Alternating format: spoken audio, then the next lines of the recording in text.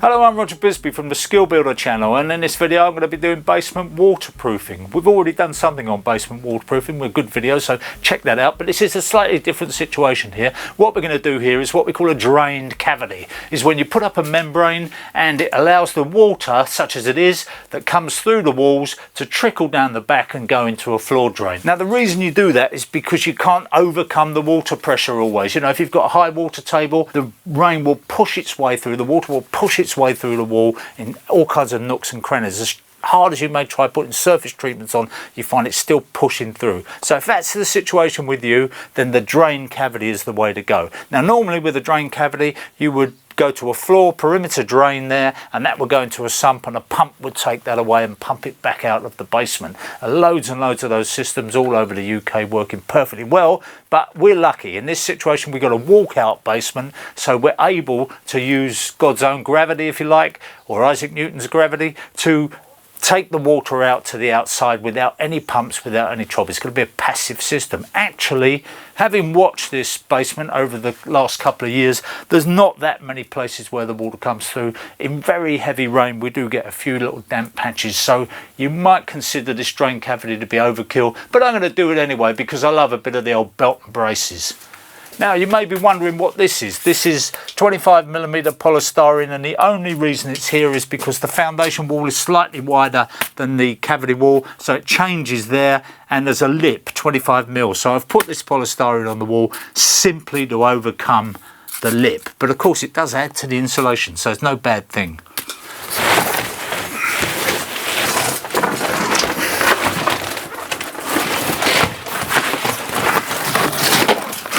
Now one of the good things about using this Oldroyd membrane is that it's multi-layered and it's quite flexible.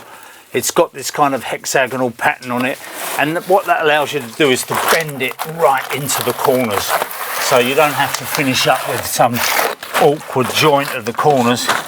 It's critical that all our joints are waterproof, so that's the way we're going to go with it.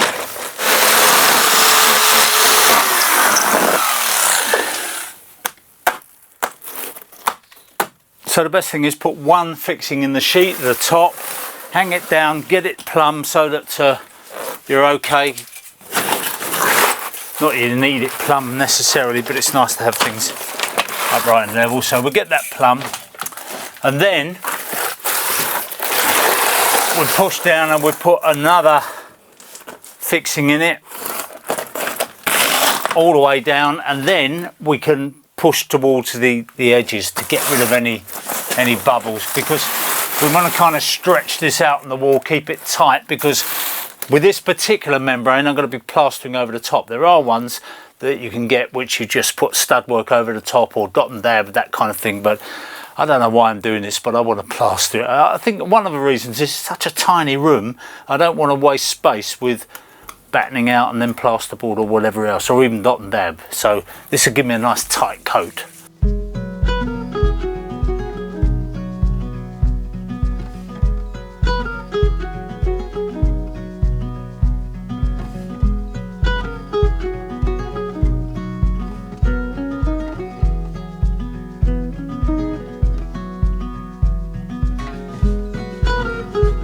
Now it's always a bit of a learning curve, whatever job you do, and what I've discovered about these plugs is that they tell you that you need a drill bit anywhere between 7 and 8, so 7 or 8, 7.5 if you can get one. But what I've found is that it really depends what you're going into. Now going into this is really dense concrete here, there's not much give in it, whereas if you're going into brickwork there's a lot of give in it. So if you're going into brickwork, I'd say go with 7 and you'll be fine. If you're going into dense concrete like this, I've found that the 7 is very tight and the 8 in some cases is a little loose. So what I'm doing, rather than going and getting myself a 7.5, I'm going with the 8. I'm making a start with the 8.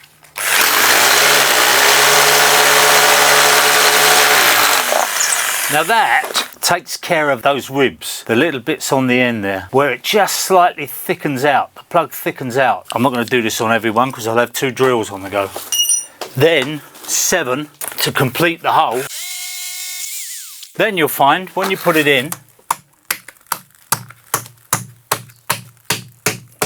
you get a real positive placement with it, and it also squashes that rubber washer up nicely. If you're going in with that 7mm hole, it's a big ask. On brickwork, it may be a different story altogether, but anyway, experiment, and if you can find yourself with 7.5mm SDS bit, I think that's perfect.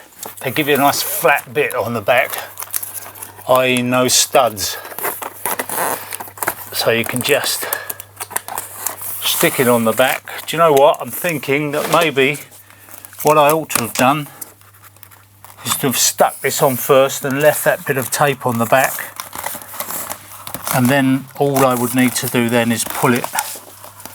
I'm going to do that on the next one. That's it, that's going to tuck under there, and then all I'm going to do is pull that tape out.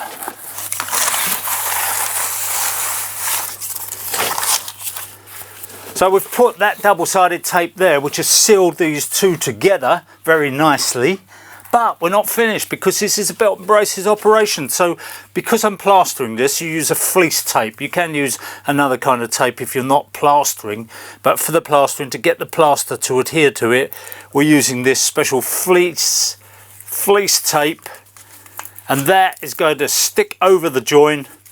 So if anything got past that first line of defence, we'd be down to the second. As I say, there's no real water pressure here, but if there was water pressure, the idea of the studs, by the way, is it's going to trickle down harmlessly inside, and we would never see it. That's my favourite bit of the whole job.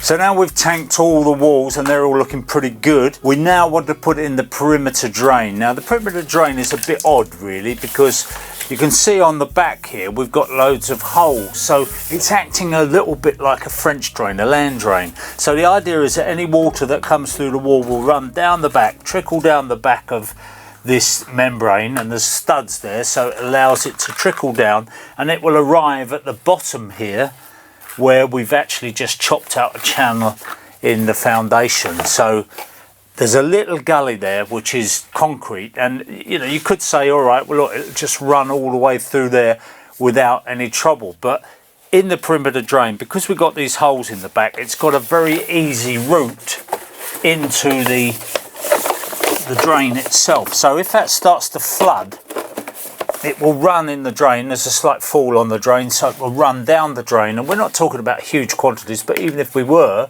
it should cope with it, and it'll run down the drain and find its way to the outside. So what is important is that whatever is under the floor, and in this case it's a 1000 gauge polythene sheet, but it could have been this membrane, and that membrane would run over the top of this drain and sit there, just lap up and sit there, so that any water that was collected under the membrane would also arrive at this perimeter drain, and that would be like your free area.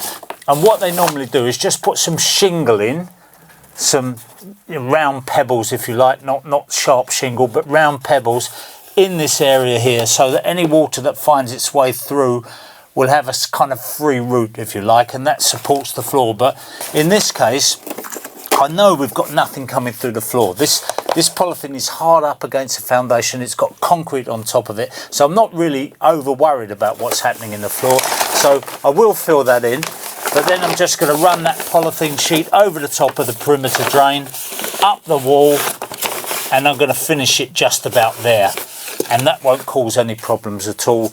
That means all the water will run away. But as I say, there's hardly any. This is for extreme circumstances I'm doing this.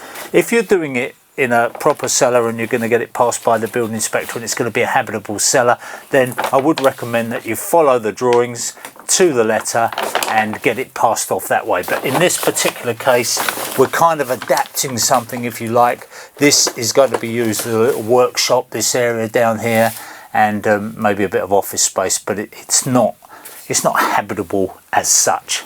Okay, so look, I'll get this in. It's just as easy as putting gutter in. You can see it's just got joins on it, and as soon as I've done that, I can get the floor over. I like doing it with a handsaw because you get a nice square cut, whereas you do it with a hacksaw, it meanders everywhere. So that is going to be on there, and that will be on there. So the idea of this piece here, I've made it up as a stop end there. That's the head of the run, and if ever it gets clogged up, you can just simply put a hose pipe down there, flush the whole thing through, and you're as good as new then. Let's go now.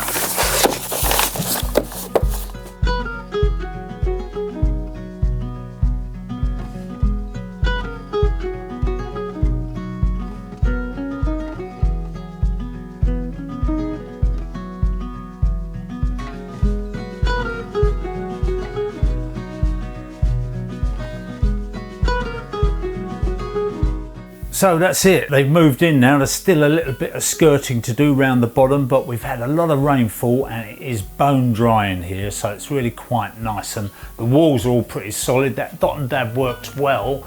I'm sorry I didn't show the dot and dab, but it was because I was on my own and I didn't want the camera to get covered in board adhesive, so that's why I didn't show a lot of the plastering and a lot of the dot and dab. But it's the same dot and dab procedure as you would do on an ordinary wall, so once you know how to do that, you'll be fine using this membrane. But you can, as I say, plaster onto it. I just chickened out. I just decided, do you know what, it's going to be easier than a dot and dab, and I don't regret it because it's very solid. Anyway, you can see they've got the essential supplies in here now.